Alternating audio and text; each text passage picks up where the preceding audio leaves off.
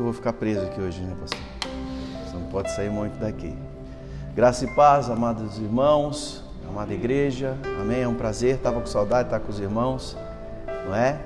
E eu quero dar uma saudação aos irmãos que nos acompanham aí pela internet. Que a graça do Senhor esteja encontrando você aí nessa hora, com todos os teus, aonde quer que você esteja. Amém, amado? Tem uma palavra de Deus para nós hoje, e eu creio que Deus vai falar conosco, amados. Eu quero mais uma vez orar a Deus, e eu vou fazê-lo nesta hora. Você assentado mesmo como está, amém? Me acompanhe nessa oração, por gentileza. Pai querido, em nome de Jesus Cristo, mais uma vez, ó Deus, eu me coloco juntamente com os teus filhos nesta noite, Deus. Ó Deus, para entregar, ó Deus, tudo aquilo que somos, tudo que temos, ó Deus, diante do teu altar. E nós queremos fazê-lo não de qualquer maneira, Deus. Nós queremos entregar a Ti, Senhor, rasgando o nosso coração. Como o Senhor mesmo assim o disse outrora, Deus, pelo profeta Isaías, Senhor, para que não rasguemos-nos, ó Deus, o estereótipo, as vestes, mas o Senhor que olha o coração e vê o coração, que o Senhor possa agora, Senhor, penetrar nas mais profundas intenções, ó Deus, emoções e sentimentos dos quais, ó Deus, a tua igreja se encontra nesta noite. Eu oro pedindo a Ti que a Tua graça, eu oro pedindo a Ti que o Teu favor, que a Tua misericórdia visite agora, Senhor, a Tua santa igreja aqui presente e aonde ela se encontra agora, por onde quer que essa mensagem há de ir, há de alcançar, que o Senhor também, ó Deus, estenda essa graça, porque o Senhor não é Deus somente de perto, é Deus de longe, ó Deus, é Deus que não há paredes, não há, ó Deus, delimitações que impeçam o teu agir. Por isso eu oro agora, para que onde houver um coração contrito, a tua graça, o teu poder alcance, ó Deus, destituindo toda a fortaleza que tem se opositoramente colocado contra a tua graça, contra o teu favor. Destrói nessa hora, quebra nessa hora, desfaz nessa hora todo o peso, ó Deus, tudo aquilo que tem se colocado diante desta pessoa aqui presente, o que está nos ouvindo agora. Senhor, em nome de Jesus Cristo, que o Teu poder alcance agora, trazendo libertação nessa vida. Recebe em nome de Jesus Cristo agora. Senhor, nós abençoamos, ó Deus, a cada pessoa, e eu coloco agora diante do Teu altar a cada vida aqui presente. Eu peço que as mentes, ó Deus, das pessoas que vão ouvir esta noite, sejam agora cativas unicamente à obediência de Jesus Cristo, o Senhor. Agora, Deus, toda opressão, em nome de Jesus, saia para a glória do Teu nome, Senhor. Que a fé deles esteja apoiada, ó Deus, única e exclusivamente na Tua palavra. Por amor do Teu nome, em nome de Jesus. Amém. Amém, queridos? Eu vou convidá-lo para que você abra a palavra de Deus comigo. No livro de 1 Samuel, eu peguei uma Bíblia emprestada lá, viu? A minha eu deixei ali com a minha esposa ali. Não sei de quem é esta Bíblia aqui, é uma Bíblia muito bonita, né? Mas eu peguei emprestada por causa da versão. Eu quero ler nessa versão aqui. Eu vou pedir para que você abra então comigo. No livro de 1 Samuel, no capítulo 2. 1 Samuel, no capítulo 2. 1 Samuel, capítulo 2, a partir do verso 12. 1 Samuel 2, 12.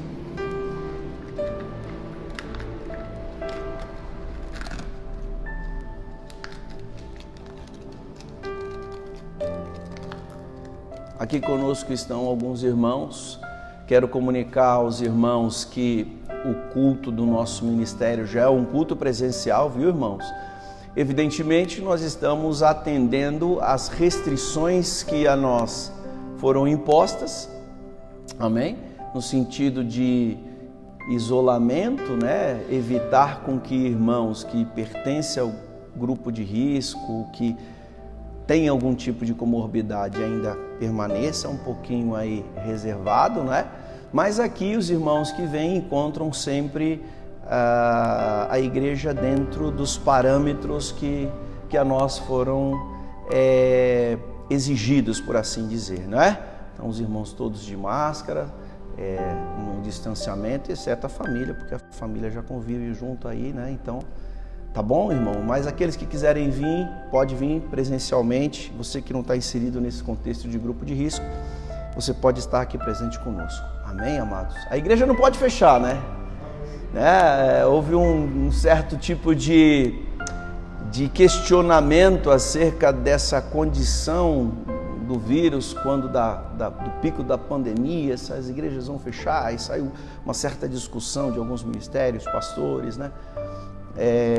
Mas nós, como pastores, irmãos, ficamos numa condição, conforme o apóstolo Paulo nos considera e nos diz acerca de sermos ministros. Eu ensinei isso aqui na escola dominical já há algum tempo atrás, quando estudávamos a carta de 1 aos Coríntios, né? Onde ele vai abordar um determinado problema de divisão dentro da igreja de Corinto, e aí ele põe algumas bases acerca da visão que erroneamente alguns irmãos acabam tendo, né, de seus líderes, porque ele fala: olha, eu ouvi dizer que entre vós há alguns ranços aí, alguns divisionismos, uns dizendo que uns é de Paulo, outro de Apolo, outro de Cristo e tal. Deixa eu falar uma coisa. E ele começa a ministrar, e ali no capítulo 1 ele vai abordar que os irmãos necessariamente devem nos olhar como ministros e dispenseiros da palavra de Deus. E a palavra ministro ali não é esse sentimento, esse entendimento de ministro como nós habitualmente temos, não é? E ouvimos pela televisão, nos noticiários, né, no nosso país, pessoas de toga, advogados, né, ministros já foram indicados ao cargo de ministro, então eles ocupam o mais alto grau de excelência, né? Então, muitas vezes, na cabeça de algumas pessoas, o entendimento, quando lê essa palavra, acham que porque nós somos ministros, nós então temos uma condição, uma posição superior a todo mundo. E Paulo não está dizendo isso lá. A origem da palavra lá é Rui Pereta, é escravo condenado à morte. Então nós somos ministros, ou seja, de Deus, escravos condenados à morte. Por que eu estou falando isso? Porque diante de pessoas que possam estar enfermas, até mesmo com medo, né, da sua vida ser removida, por assim dizer, em função do coronavírus, já pensou, pastor Vitor, chegar diante do Senhor e falar: pastor, aqui que você me pusesse a mão, me ungisse com óleo, eu estou com coronavírus. Você fala assim: irmão, tem que manter o isolamento, não pode, não tem condição, né, irmão? Então, essa palavra se encaixa com a gente, amém? Nós somos ministros, ou seja, escravos condenados à morte, ou seja, vamos servir a Ele, até que nós não tenhamos a nossa própria vida por preciosa, amém? É isso que Paulo reintegra nas suas cartas. Então a gente, se você precisar, nós estamos aqui, viu, querido, para orar por você. Eu sei que até falar isso numa mídia aberta como essa é comprometedor e pode vir até algum tipo de sanção, né, acerca da nossa fé. Mas a gente servimos primeiramente, primordialmente, a fé em Jesus Cristo, nosso Senhor, ao reino de Deus, amém, irmãos? Então, nós não temos a nossa própria vida por preciosa nesse sentido, né? Quem necessitar de oração, nós vamos estar abertos. Eu falo por mim, né, nesse sentido, e sei que o meu pastor chancela isso. Nós não vamos nos negar e nos furtar a impor as mãos sobre ninguém e orar por essas pessoas. Amém, amados? Tudo bem? Vocês estão animados aí? Tudo jóia? Abriu comigo aí? Amém? Vamos ler a partir do versículo 12. Diz assim: eram os filhos de Eli, filhos de Belial, não conheciam ao Senhor. Ora, o costume desses sacerdotes para com o povo era que, oferecendo alguém um sacrifício, estando-se cozinhado a carne, vinha o moço do sacerdote com um garfo de 3 dentes na mão, enfiava-o na travessa, ou na panela, ou no caldeirão, ou na marmita, e tudo que o garfo tirava, o sacerdote tomava para si. Assim faziam todos com todos os israelitas que iam a Siló. Antes mesmo de queimarem a gordura, vinha o moço do sacerdote e dizia ao homem que sacrificava: dá essa carne para assar ao sacerdote. Ele não aceitará de ti carne cozida, senão crua. Se lhe respondia o homem: queime-se primeiro a gordura, depois tomará o que quiseres, então ele lhe dizia: não, hás de dá-la agora, senão eu a tomarei à força. Era muito grande o pecado destes moços perante o Senhor, pois desprezavam a oferta do Senhor. Samuel, porém, ministrava perante o Senhor, sendo ainda menino, vestido de uma estola sacerdotal de linho. Sua mãe lhe fazia uma túnica pequena e anualmente a trazia quando com seu marido subia para oferecer o sacrifício anual. Ele abençoava Eucana e sua mulher, dizendo: o Senhor te dê descendência desta mulher, em lugar do filho que pediu e entregou ao Senhor. E voltavam para o seu lugar. O Senhor abençoou Ana. Ela engravidou e deu à luz 3 filhos e 2 filhas. E o menino Samuel crescia diante do Senhor. Ora, Eli, que já era muito velho, tudo que os seus filhos faziam a todo Israel e de como tinham relações com as mulheres que serviam à porta da tenda da congregação. Então ele lhes disse: por que fazeis tais coisas? Ouço de todo este povo os vossos malefícios. Não, filhos meus, não é boa fama que ouço entre o povo do Senhor. Pecando o homem contra o próximo, os juízes o julgarão. Pecando, porém, o homem contra o Senhor, quem intercederá por ele?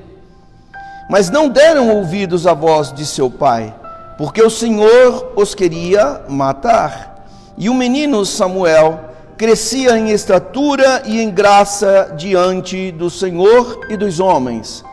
Veio um homem de Deus a Eli e lhe disse: assim diz o Senhor, não me manifestei, na verdade, a família de teu pai, estando eles ainda no Egito, sob domínio de Faraó? Eu o escolhi dentre todas as tribos de Israel para sacerdote, para subir ao meu altar, para queimar o incenso e para trazer a estola sacerdotal perante mim. Também dei à família de teu pai todas as ofertas queimadas dos filhos de Israel. Por que pisais aos pés os meus sacrifícios e as minhas ofertas de cereais que ordenei se fizessem na minha morada? Por que honras teus filhos mais do que a mim, para tu e eles vos engordardes do principal de todas as ofertas do meu povo de Israel? Portanto, diz o Senhor, o Deus de Israel, na verdade eu tinha dito que a tua família e a linhagem de teu pai andariam diante de mim perpetuamente.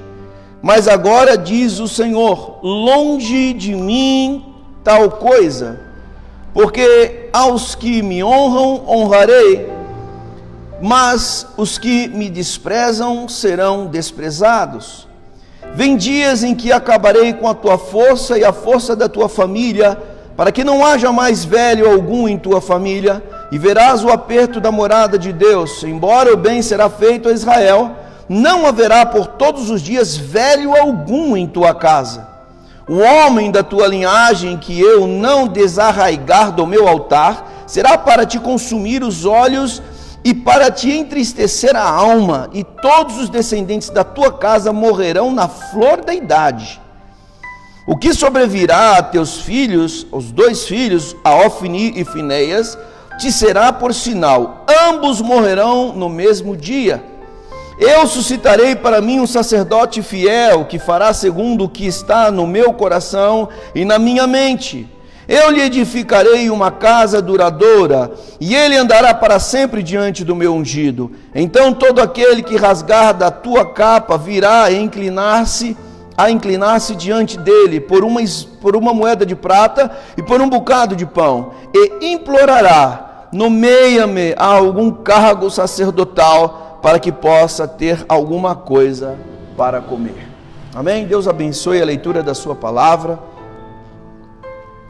Eu vou pedir para que você continue com a sua Bíblia aberta. Amém? Volte lá. Eu quero convidar você hoje a nós podermos andar um pouquinho sobre um assunto aqui na palavra, andar na palavra, para que Deus possa nos ensinar algo nessa noite. Algo que por muito tempo eu aprendi lá na escola dominical, né, aonde na Igreja Batista da Lapa, né, Pastor Vitor? Saudosa lembrança, né? Aonde não existe pecadinho e nem pecadão, não é isso? Existe pecado, e pecado é sempre errar o alvo.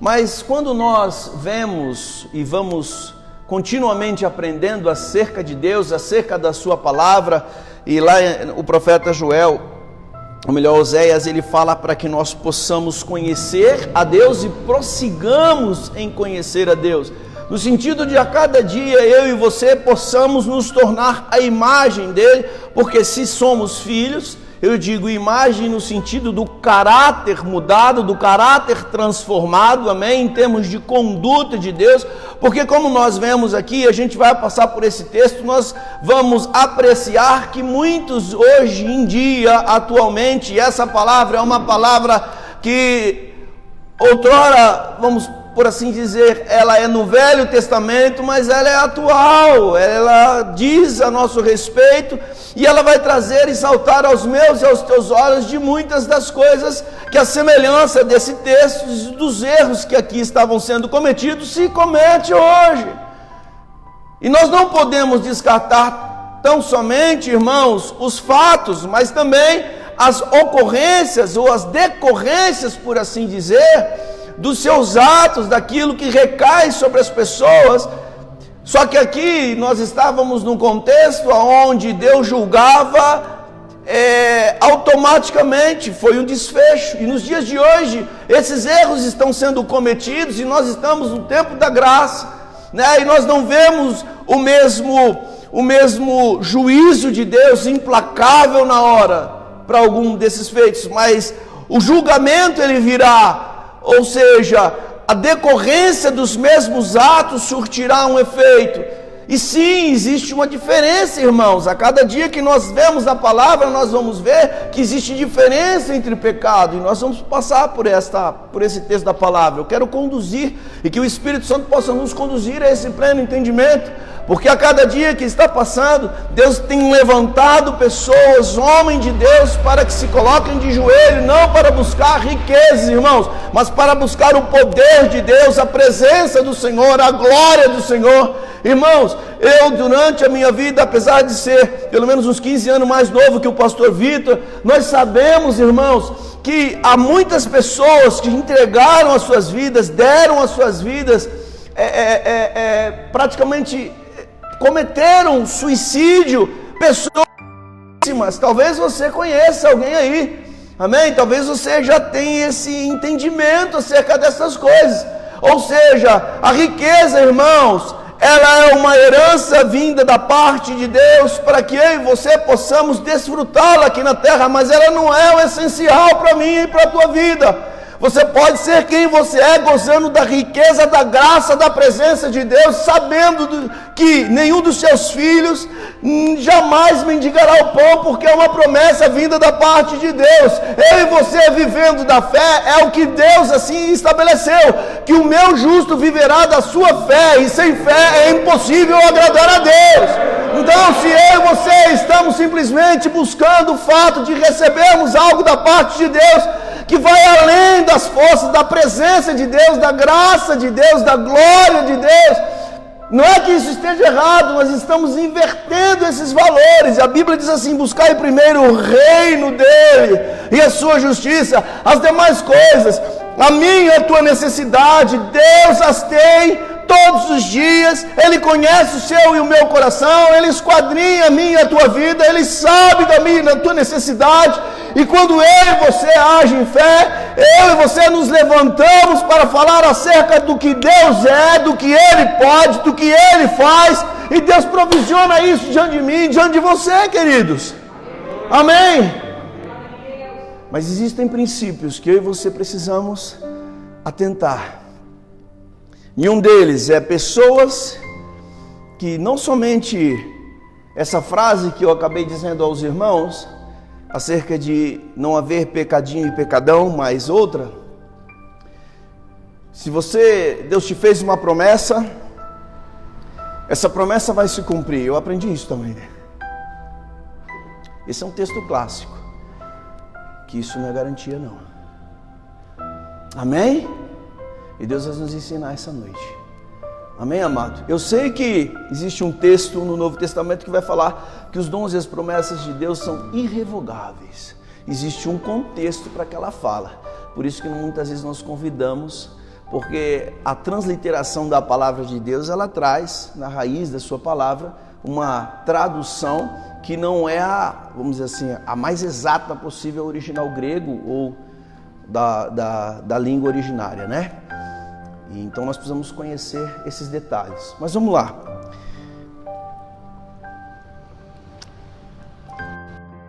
Eu vou convidar você então, preste atenção, irmãos. Esse texto, eu tenho certeza que você já ouviu, já leu algumas vezes. Ele vai estar abordando, pelo menos no primeiro capítulo, né? A Eucana e a Ana preponderantemente falando justamente que houve um pedido. Ana então, ela era estéril e ela pede a Deus. A gente conhece essa história e vai relatar sobre isso. Então ela faz um pedido, e quando ela faz esse pedido diante do Senhor, ela consagra o resultado dessa dádiva recebida a Deus, que caso Deus atendesse o seu pedido, ela o honraria e entregaria para o serviço real. E isso acontece, o menino nasce, cresce, e quando ela chega ao templo e entrega ao sacerdote, o menino já numa idade ainda pequeno, né, para que ele possa crescer conforme o voto que ela havia feito, nós vamos ver que então é nesse momento que descreve o capítulo 2 de 1 de Samuel. Amém?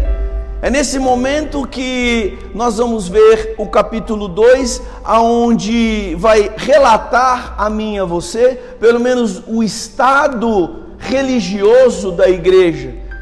Como a igreja, ela vai passar um pano de fundo de como estava vivendo a igreja, a nação da igreja naquele momento. Amém, amados?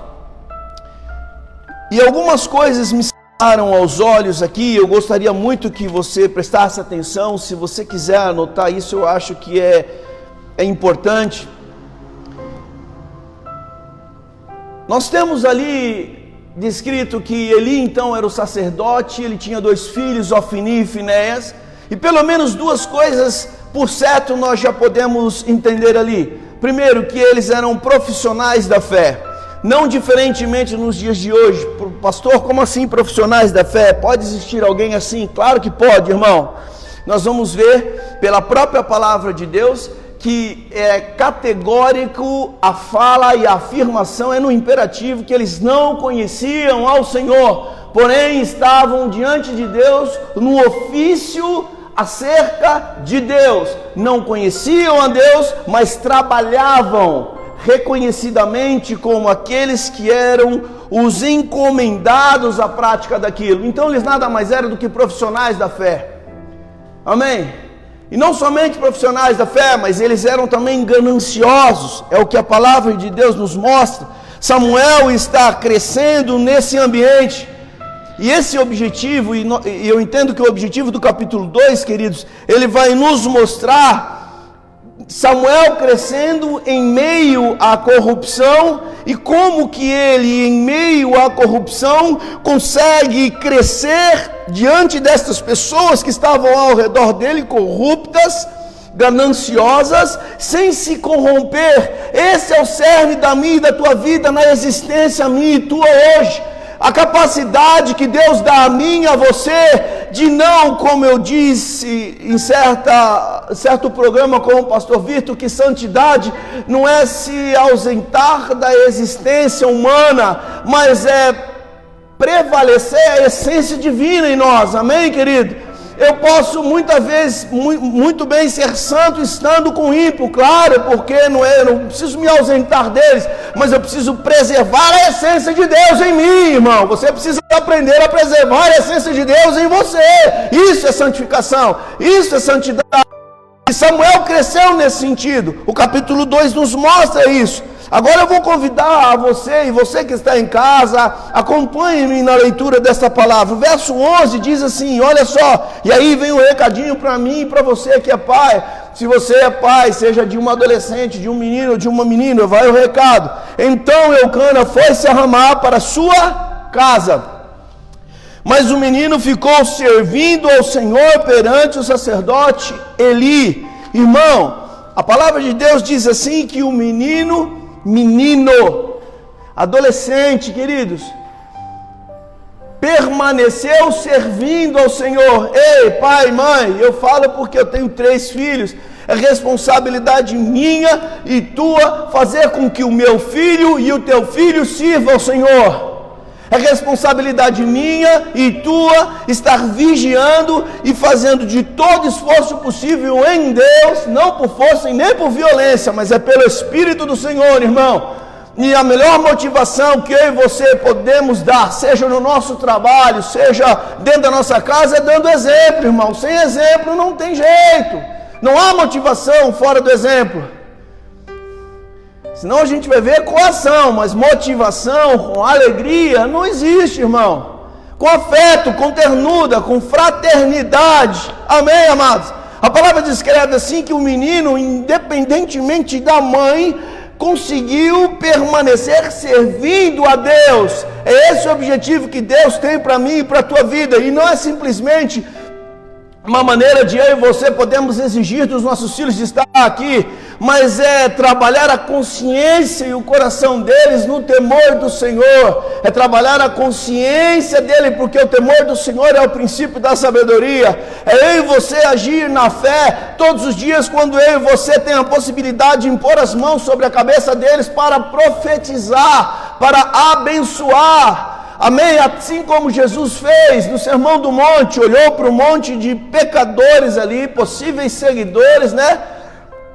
Eram postulantes ao serviço do ministério sacerdotal, vamos dizer assim, né? Dos discípulos ali, e ele olha para aquilo, para eles e fala: vós sois o sal da terra e a luz do mundo. Eram nada, irmãos, não eram pecadores, cheios de complexos, cheios de defeitos, cheios de partidarismos, de achar que era maior que o outro, que era melhor que o outro. E Jesus olha para todos de igual modo e fala: vós sois o sal da terra e a luz do mundo. O que Jesus está fazendo? Está abençoando. Por isso que a palavra de Deus diz: abençoai e não amaldiçoai.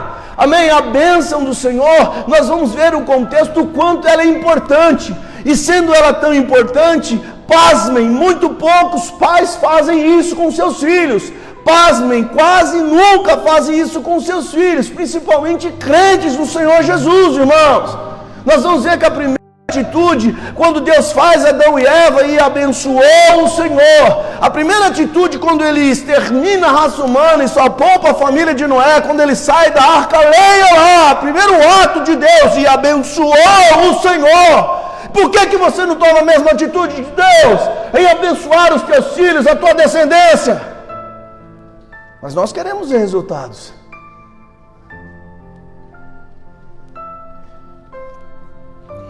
Isso é muito sério. Verso 11, leia comigo aí então. Então Eucana foi a Ramá para sua casa, mas o menino ficou servindo ao Senhor perante o sacerdote Eli. Verso 12, essa palavra, o menino, irmão, no original, olha o verso 18, você que está com a Bíblia aberta diz assim: Samuel, porém, ministrava perante o Senhor, sendo ainda menino. Essa palavra menino é Naar, no original hebraico, significa adolescente. Ok? Aí ele diz assim, verso 12: eram os filhos de Eli, filhos de Belial, não conheciam ao Senhor. Irmão, a tradução da palavra Belial é desvalorizados. Eram filhos desvalorizados, eram filhos sem créditos nenhum. É isso que a palavra de Deus está dando ali. Ele está dizendo assim, e a pergunta que se faz, diante dessa afirmação, que ele está falando assim, olha só que afirmação, eram os filhos de Eli, filhos de Belial, não conheciam ao Senhor, estavam na casa do Senhor, atuavam dentro do ministério sacerdotal, e a Bíblia dizendo assim, eram desvalorizados, não conheciam o Senhor e serviam ao Senhor. É possível servir a Deus sem conhecer a Deus? A Bíblia diz que sim. É possível estar exercendo o sacerdócio sem conhecer a Deus? A Bíblia está afirmando que sim. Sim ou não? Não é o pastor Ed que está dizendo isso não. É a Bíblia que está categoricamente afirmando isso para a gente. Amém? Vamos caminhar mais um pouquinho. Verso 13, olha só. Do 13 ao 17, eu vou adiantar um pouquinho. Basicamente, ele vai tratar de um assunto. Se nós lermos aí, ele vai abordar justamente sobre os filhos de Eli, Ofni e Fineia. Eram gananciosos com respeito à riqueza. E aí, esse ganancioso com respeito à riqueza, não está relacionado a monetariamente, a dinheiro monetário, ou de forma peculiar, né, por assim dizer, né, pecuniária, vamos dizer assim, mas era relacionado a bens. Amém? Eles eram gananciosos por bens, eles eram gananciosos por posse de coisas, e eles estavam tomando parte de bens daquilo que eles não tinham direito. Amém? É isso que vai tratar do verso 17 ao verso 19, porque era costume naquela época, e aqui não era lei, né? Não está isso escrito na lei, mas era costume daquela época, que aqueles que serviam faziam o quê? Enfiava lá o garfo de 3 pontas, trazia e se alimentava daquilo. Não havia nenhuma denúncia nesse sentido, mas também não havia nenhuma descrição que tinha que se fazer aquilo. Ok, irmãos? Existem coisas que não é ilegal, mas é imoral. Ok, irmãos? Nem tudo que é legal é moral. Amém? O que eles estavam fazendo não era ilegal, mas não era moral. Enfim, e aí a gente vai ver aqui, amados, que eles retiravam então parte daquele alimento e se aproveitavam. Mas acontece algo no verso 15, ele diz assim: antes mesmo de queimarem a gordura, vinha o moço do sacerdote e dizia ao homem que sacrificava: dá essa carne para assar ao sacerdote, ele não aceitará de ti carne cozida. O que acontece é que eles começam no verso 15 a pedir parte da carne, ou seja, não mais simplesmente satisfazia-os o garfo e aquilo que o garfo trazia. Eles começam então a pedir um volume muito maior de tudo o que estavam trazendo para sacrificar ao Senhor, como oferta ao Senhor. No verso 16, a coisa piora, porque além deles exigirem tudo o que estavam dando, eles começaram a ameaçar as pessoas. Se você não entregar, eu vou tomar a força. Olha só, queridos. O verso 17, ele vai nos mostrar que existe então essa questão que nós precisamos tomar muito cuidado. Pastor, o que é então essa diferença entre pecadinho e pecadão? Você que está com a Bíblia aberta, vou pedir para que você abra comigo em Mateus, no capítulo 18. Mateus 18, verso 17, ele está dizendo assim, olha só. Era muito grande o pecado destes moços perante o Senhor. Agora pense comigo, irmão.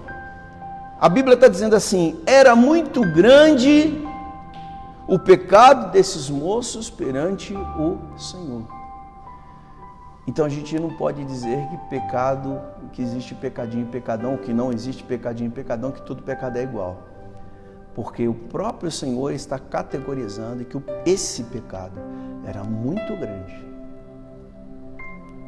diante do Senhor.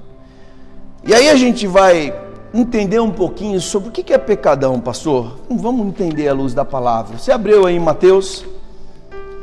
Quem abriu, diga amém. Glória a Deus. Mateus no capítulo 18, no versículo 7, ele vai dizer assim, deixa eu trazer aqui, irmão, paciência. Vamos lá, glória a Deus. Mateus 18, versículo 6 e 7. Aquele, porém, que fizer tropeçar um destes pequeninos que creem em mim, melhor seria que pendurasse ao pescoço uma grande pedra de moinho e se lançasse na profundeza do mar. Ai do mundo, por causa dos escândalos! É necessário que venham escândalos, mas ai do homem por quem o escândalo vier. Isso é pecadão. Amém? Se você ouviu do seu pastor que não existe pecadinho e pecadão, não vá constrangê-lo, né? Na frente de todo mundo. Me chama ele à parte. Pastor, eu tenho entendimento assim. É bom. Sabe por quê? Porque se nós não tivermos esse pleno conhecimento da palavra e da verdade, nós podemos cometer impropérios, tamanhos, pastores, principalmente essa palavra tem que ir para líderes, pastores, porque Jesus está sendo bem claro, essa palavra é a palavra de Jesus, amém? Ele está dizendo assim, ó, aquele porém que fizer tropeçar um destes pequeninos, que creem em mim, melhor seria que pendurasse ao pescoço uma grande pedra. O problema, Vitória, é que quando o meu pecado faz com que uma leva de pessoas, principalmente novos convertidos, abandone a fé, isso é um pecadão. Olha a sentença, olha só a sentença, melhor seria pendurar uma pedra e lançar-se no lago. Isso é pecadão. Você não simplesmente peca, mas você faz com que outras pessoas, por causa do teu pecado, abandonem a fé no Senhor. Ai daqueles, ai deles, que fizer tropeçar um desses pequeninos. Isso é muito sério. Irmãos, talvez você que está me ouvindo aqui, ou se é do nosso ministério ou não, de outro ministério, já tenha presenciado atitudes e pecados de líderes e atitudes que trouxeram vergonha, e por causa da sua vergonha, muitas pessoas abandonaram a fé. Pecados de pastores, pecados seríssimos, e ele tratou como se fosse Eli, que viu o pecado dos filhos, era grave o pecado dos filhos, mas não tomou atitude veemente, somente falou alguma coisa. Não incorramos esse erro, irmão, isso é muito sério.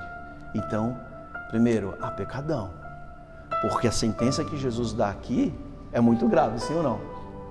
Se você fizer, dizia a um pequenininho, alguém que está se chegando, está aceitando a Jesus, e você fizer e desviar, melhor é que você amarre uma pedra no pescoço e jogue ao mar. Pecadão. Escândalo. Aqui, verso 7. Ai do mundo por causa dos escândalos. É necessário que venham escândalos, mas ai do homem por quem o escândalo vier. Pecadão. Ou seja, irmãos, todo pecado que faz um novo convertido na fé tropeçar, se distanciar do Senhor, é um pecadão. Todo pecado que causa escândalo e faz com que pessoa se afaste da comunhão do Senhor, é pecadão. Cuidado com o que você fala diante de pessoas novas convertidas. Tome cuidado com pessoas que estão aceitando a fé em Jesus, estão vindo para Jesus, porque dependendo do que você for falar, seja um escândalo, seja uma vergonha, alguma coisa que possa fazer essa pessoa tropeçar, irmão, cuidado com a consequência desse pecado, isso é coisa séria. Outra coisa, Mateus 26, 24, abre aí, Mateus 26, 24.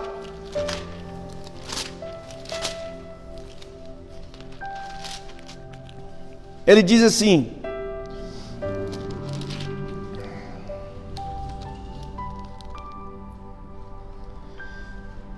em verdade o Filho do Homem vai como acerca dele está escrito, mas ai daquele por quem o Filho do Homem é traído.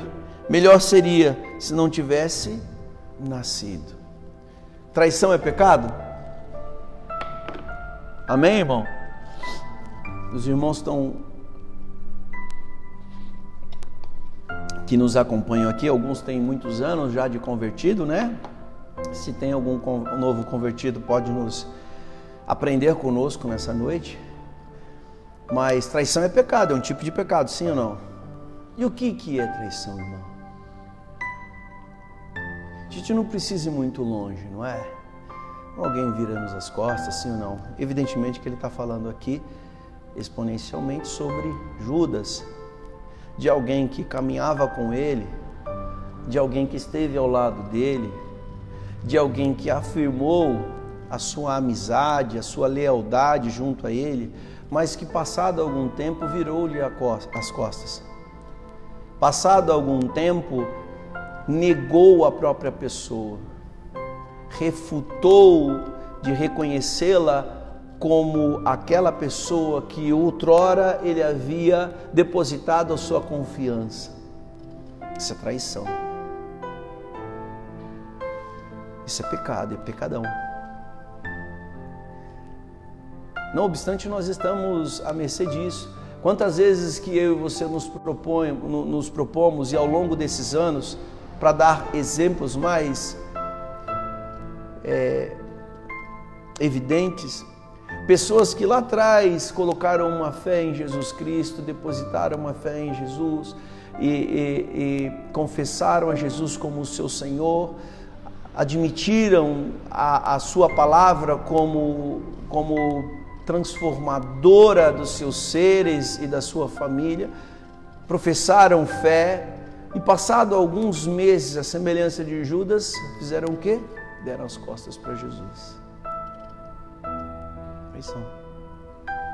E não somente deram as costas para Jesus, porque existe o desviado, esse tem uma consequência, mas é aquele que, conhecendo tudo isso, joga tudo isso fora e vai atrás de outra fé.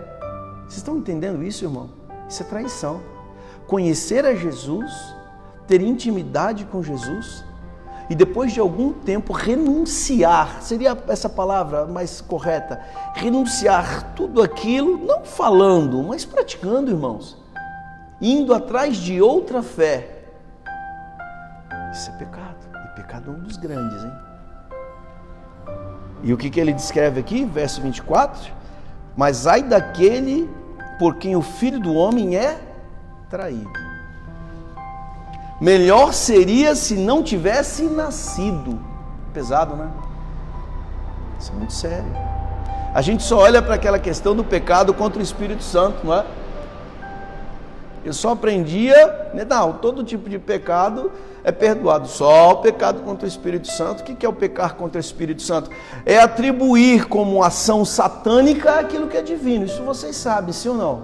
Amém, amados? A gente já aprendeu isso. Ok? Atribuíam a Jesus que ele expulsava pelo poder de Beelzebub, de Satanás, quando a ação era extremamente divina. Ok, isso nós sabemos, mas existem outras coisas, outras nuances da palavra de Deus que ele está trazendo para a gente, como não há perdão. Melhor não ter nascido. Se você colocou o pé, se você e eu depositamos a nossa confiança de crença no Senhor, uma coisa você está desanimado, uma coisa é estar enfraquecido, uma coisa é você estarmos talvez frios, apáticos, né, por N situações. Amém? E nós sabemos disso, desviados que estão aí, que têm o temor de Deus, nós sabemos disso. Mas outra coisa é a pessoa que conheceu a Deus, renunciar a Deus de tal maneira que ela vai atrás de outra fé, que não é a de Cristo. Isso é traição, irmão. Melhor é que não tivesse nascido, eu acrescentaria aí, de novo. Porque eu acho que não nasceu de novo, né? Não pode ser, né, pastor? Nascer de novo... Não é possível. Uma pessoa que é nascida de novo. É como eu sempre digo assim, irmãos, quem ora em línguas aqui? Já orou em línguas? Quem ora em línguas? Não fica com vergonha, não. Amém? Você ora em línguas. Irmão, você conhece alguém que ora em línguas assim, constantemente? Você que me ouve aí em casa. Que ora em línguas constantemente. Como Paulo fala, olha, que ele não se orgulhava dos irmãos por ele orar mais em língua que os irmãos, porque ele orava constantemente, orai sem cessar. E ele orava sempre em línguas. É um pastor David Robinson, né? David Robinson, ele fala sobre essa questão do orar em línguas. Às vezes eu me pego em alguns momentos, eu preciso me calar porque as pessoas ficam me olhando, eu falei, esse cara é meio xarope, né? Ele está falando sozinho, porque é muito comum você ver a pessoa falando sozinho, você fala, não deve bater bem da cabeça, porque ele vive falando sozinho. E eu, às vezes, eu vou em alguma departição, eu vou no mercadinho, eu estou na fila, eu estou lá. Aí a pessoa olha, ela vira, orando em línguas. Agora deixa eu te perguntar, quando que você viu uma pessoa fluir no dom de línguas com depressão? Eu nunca vi. Você já viu? Porque a depressão, como tratada com muito cuidado aqui durante algum tempo por esse ministério, a figura do nosso pastor trouxe profissionais da área da saúde para falar sobre isso aqui. Uma questão muito séria que tem pego muita gente dentro da igreja, sim ou não? Isso é triste, irmãos. E pessoas que muitas vezes têm o dom de línguas. Como assim? Quando nós lemos o texto de Judas, versículo 20, edificando-vos na vossa fé, orando no Espírito. Como é que você edifica a sua fé? Porque aquele que ora em línguas edifica a si mesmo. 1 de Coríntios capítulo 12, 14 também vai falar sobre isso aí. A importância da oração em línguas. Enchendo-vos do Espírito com salmos, cânticos espirituais, hinos, não é? Salmodiando lá em Efésios. Ele está falando sobre enchei-vos do Espírito. É uma realidade, irmão, nos últimos dias aquele que é santo, santifique-se mais e vai provar mais da glória de Deus, amém? Porque está escrito, chegai-vos, pois, a Deus, resistir ao diabo e ele fugirá de vós. Então, quanto mais eu estou na presença de Deus, quanto mais eu clamo, quanto mais eu adoro, quanto mais eu louvo, quanto mais eu oro em línguas, mais a presença de Deus flui dentro de mim, flui dentro de você, meu irmão. E a gente não vai dar, evidentemente, lugar para esses fantasmas, para esses aprisionamentos, para esses sequestros de alma, de mente, que este mundo quer nos taxar, quer nos roubar. Pessoas que vão dormir e passam semanas presa a um pensamento de derrota, a um pensamento de perdição, a um pensamento de que não vão conseguir nada, não tem jeito, não há outra opção. Estão sequestradas na mente, porque não conseguem transbordar no Espírito, ou por assim dizer, se você perguntar para ela qual tem sido a sua vida no altar do Senhor, como tem sido a sua vida em oração, você tem orado em línguas, você tem usado das ferramentas espirituais para que a glória e o Espírito Santo superabude na tua vida, irmão? Não. Então está explicado. Sim ou não, irmão? Não está explicado. Podemos prosseguir aqui, queridos? Marcos 3, 28 e 29. Abra aí. Vai um pouquinho mais para frente. Marcos 3, 28 e 29. Está escrito assim: na verdade vos digo que todos os pecados e toda sorte de blasfêmia serão perdoados aos filhos dos homens. Sim ou não? Mas qualquer que blasfemar contra o Espírito Santo nunca obterá perdão, mas é culpado de eterno pecado. Para confirmar aquilo que nós falamos aqui, amém? Abre em João 5, 1 de João 5,16. 1 de João 5,16. Aleluia. Por isso grife isso na sua Bíblia, querido. A minha Bíblia era toda anotada. Pastor Javi estava pregando lá, ele sempre falava essas coisas. Anote, grife isso aí, para que você não se esqueça, para que você quando abrir e lembrar, você sabe que foi anotado, foi grifado por você, vai ser fácil de você achar isso. Está escrito assim, olha só.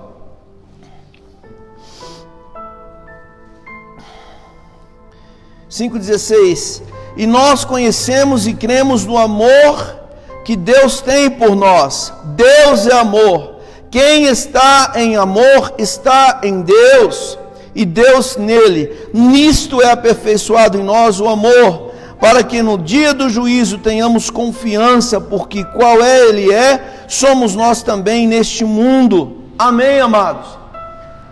No sentido de Deus poder dizer para mim e para você nessa noite a necessidade que eu e você precisamos entender que o amor lança fora todo medo, e quanto mais eu e você nos propusermos em amar o Senhor, inevitavelmente as questões relacionadas de Deus, quanto à leitura da sua palavra, quanto à oração, quanto ao louvor, ela borbulha dentro de mim e de você, porque quem ama quer estar perto, quem ama quer desfrutar.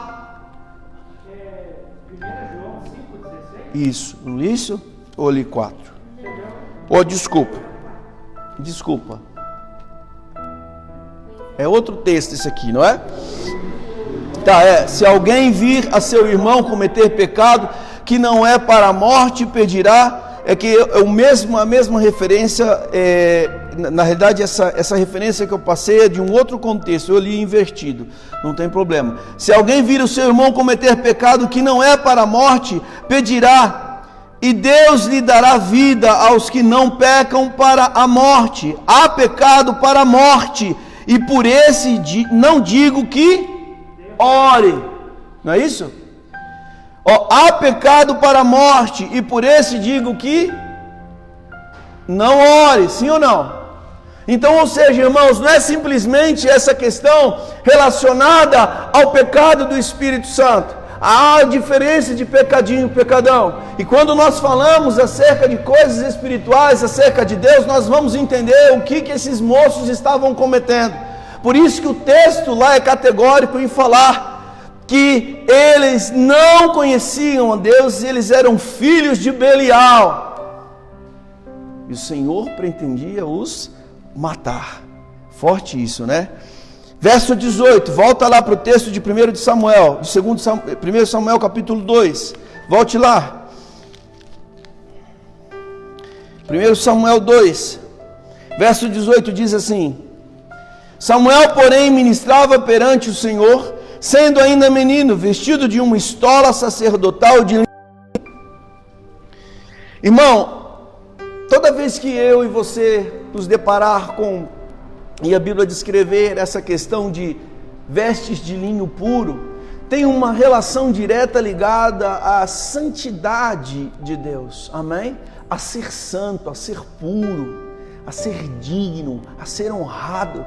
A Bíblia descreve que a sua mãe separava uma estola sacerdotal, que ela era por baixo, era a peça primeira de toda indumentária que o sacerdote viesse a pôr, ou de todo o resto da vestimenta do sacerdote, dos que serviam. Primeiro vinha essa estola, para dizer e para categorizar a necessidade de nós estarmos nos apresentando com vestes de santidade diante do Senhor. Deus exigia-se que colocasse essa veste branca, amém? De linho puro, significando santidade. A Bíblia descreve assim, querido, olha lá, verso 18 então. Samuel, porém, ministrava perante o Senhor, sendo ainda menino, vestido de uma estola sacerdotal de linho, ou seja, ele ainda adolescente, como nós vimos primeiramente, diante do Senhor, num contexto onde a corrupção era evidente, ele ministrava diante do Senhor, amém? Estava perante o Senhor em santidade. Verso 19, diz assim, sua mãe lhe fazia uma túnica pequena e anualmente a trazia quando com seu marido subia para oferecer o sacrifício anual. Amém?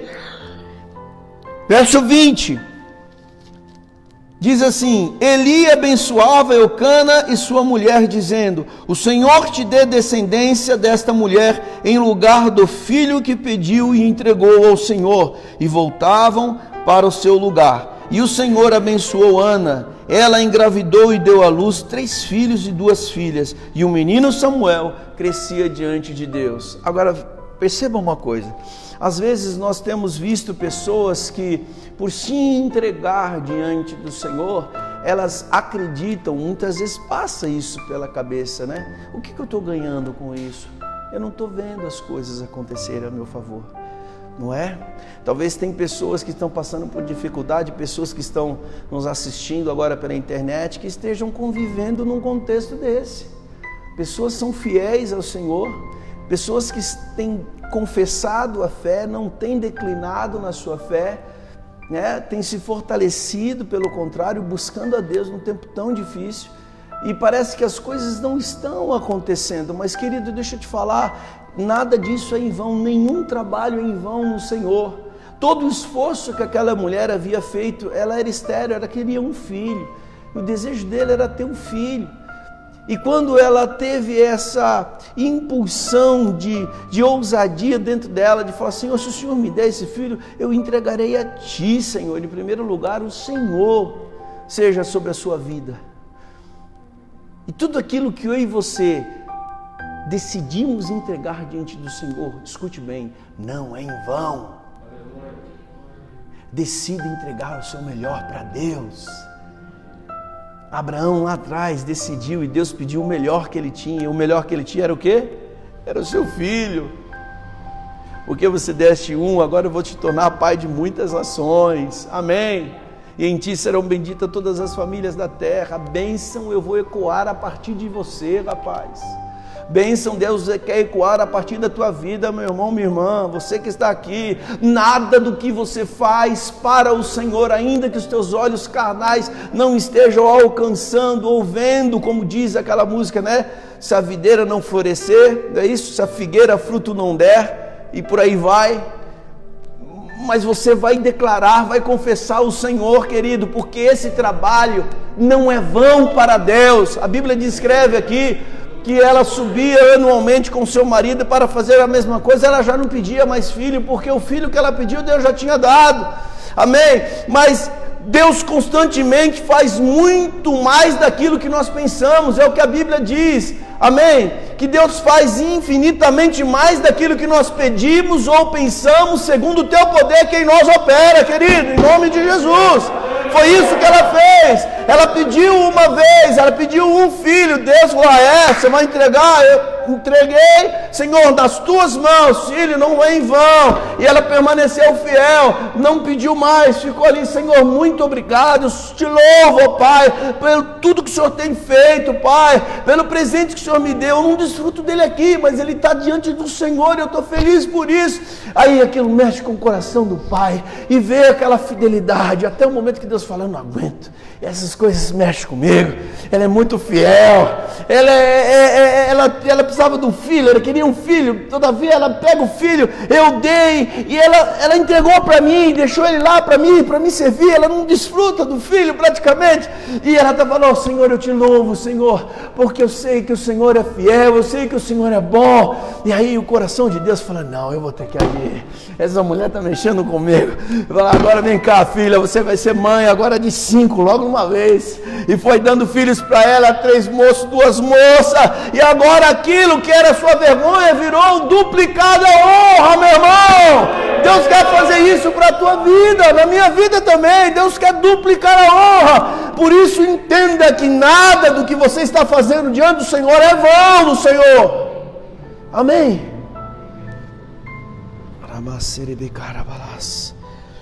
Vamos caminhar mais um pouquinho. Você está comigo aí? Eu vou terminar hoje, tá bom?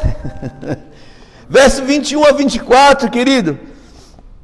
A Bíblia descreve assim, que à medida que um filho crescia, os outros filhos, ou seja, do sacerdote, enquanto o filho que era Samuel crescia no temor do Senhor, outros filhos que estavam ali, naquele mesmo contexto de ambiente, estavam caindo ainda mais, estavam se perpetuando no pecado ainda mais.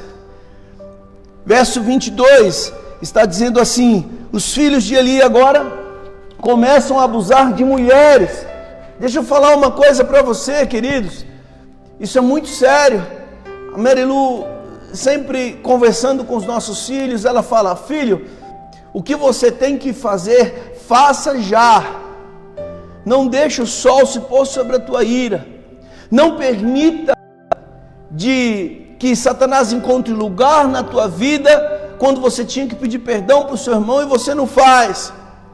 Você reconheceu o seu erro, então você peça perdão para o seu irmão e peça perdão para Deus. Conserte a coisa na hora. Porque se tratar as coisas como coisas fúteis ou sem importância nenhuma, essas coisas vão se avolumando, Ricardo. Essas coisas vão tomando proporções, irmã Rosana, de uma forma que elas aumentam, porque aquilo não te trouxe uma correção, não te trouxe para uma centralidade em Deus. Não houve uma correção nesse sentido de trazer, e você passa a ficar então cometendo erros, e esses erros vão se avolumando. Alguém já dizia que um pecado chama outro pecado, um abismo chama outro abismo, sim ou não, irmãos? Agora esses moços não eram simplesmente moços corruptos, gananciosos, de bens, de posses. Agora eles passam a dormir, a praticar adultério com mulheres. Olha o estado do qual Samuel estava vivenciando ainda como adolescente, e ainda assim não se corrompendo, dizendo a mim e a você como recado nessa noite, que não importa a corrupção que esse mundo está passando, não importa o contexto que eu e você estamos vivendo, Deus quer bradar com poder e com honra na minha e na tua vida, em nome de Jesus, querido. A promessa é que no final dos dias Deus vai fazer a diferença entre aquele que serve e aquele que não serve a Deus. Amém? Nós temos vivenciado os últimos dias. Eu creio nisso, queridos. Eu sei que é uma coisa que para Deus isso é atemporal, mas o apóstolo Pedro, quando vai fazer aquele sermão depois do derramar do Espírito Santo, ele já dizia que aqueles eram os últimos dias, não é? Quando indagaram ele, esses camaradas estão bêbados, ele falou assim: não estão bêbados acerca da 9ª hora do dia, ou 6ª hora do dia, né? Ele fala assim: isso é para cumprir a palavra do profeta que nos últimos dias o Senhor derramaria do seu Espírito sobre toda a carne. Então ele já estava tratando que aqueles dias eram os últimos. Passado 2000 anos, os sinais estão aí, nos últimos dias. Alguns amontoarão sobre os seus ouvidos comichões, que não suportarão a sã doutrina. Está escrito lá, 1 de Pedro. Às vezes você está ministrando a palavra de Deus, e a pessoa fala, lá vem isso de novo, ela não suporta, ela vai embora. Ela não quer ouvir a sã doutrina, irmã. Está escrito, nos últimos dias. Isso está acontecendo hoje ou não está? Você vai falar de uma sã doutrina, a pessoa fala, de novo essa palavra, de novo isso. E o apóstolo Paulo falou assim, não me refuto, ele usa outra expressão evidentemente, de falar as mesmas coisas. Imagine essa geração diante de Paulo, hein? Paulo não... Paulo, de novo isso aí, cara.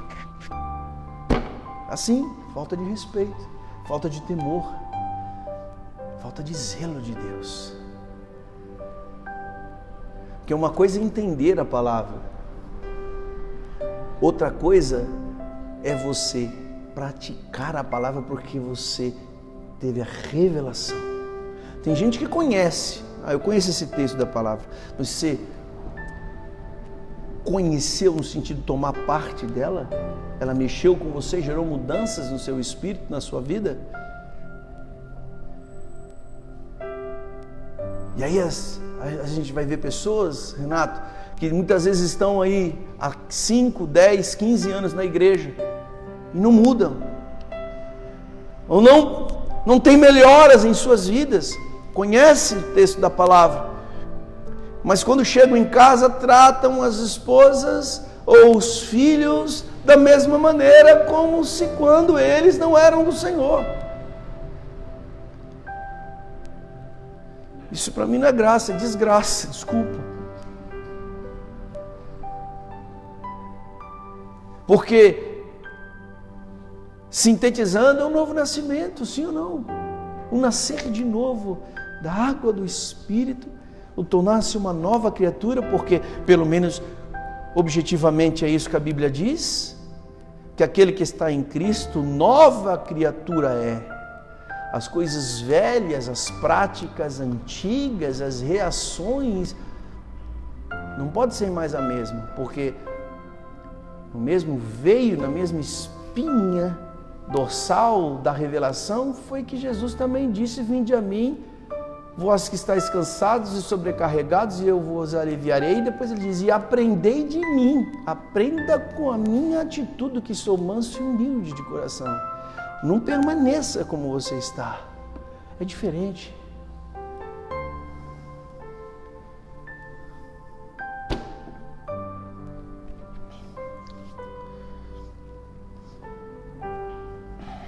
Perceba, verso 22, ele diz assim,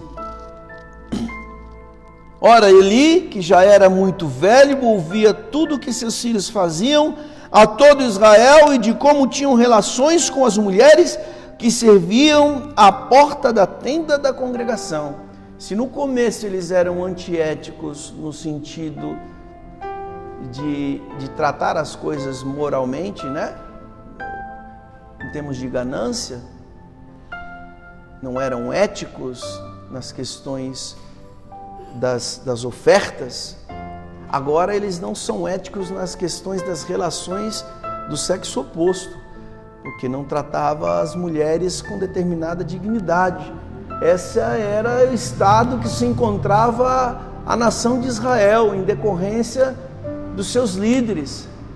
O próprio líder está trazendo um peso, e aí a gente corrobora, vocês hão de convir comigo, que os textos aos quais nós lemos, que Jesus, olha, se você fizer desviar um desses pequenos aí, melhor seria que você amarrasse então uma pedra e se jogasse, não tem jeito não, filho. Acabou para você. É o que eles estavam praticando, pastor Vitor. Porque o que eles estavam fazendo, além de tornar-se público o descaso dele com a oferta de todo o povo de Israel, que ele se chegava, agora não bastasse isso, eles tornam-se adúlteros, deitando com as mulheres de Israel. Tal fama chegou aos seus pais, ou seja, não simplesmente eles praticavam um pecado, mas levavam outras pessoas a pecarem junto com eles, trazendo peso e condenação a toda a nação. Isso é muito sério. Verso 25, eles chegam num grau de malignidade, irmãos, que não adianta nem falar mais com eles. Olha só, traz endurecimento. Será que você conhece alguém assim? Verso 25, de 23 a 25. Então ele lhes disse, verso 23, por que fazeis tais coisas? Ouço de todo este povo o vosso malefício. Verso 24, não, filhos meus, não é bom, Senhor. Verso 25, pecando o homem contra o próximo, os juízes o julgarão. Pecando, porém, o homem contra o Senhor, quem intercederá por ele? A Bíblia diz assim, mas não deram ouvidos à voz do seu pai, porque o Senhor os queria, se tornam cada dia mais endurecidos, empedernidos.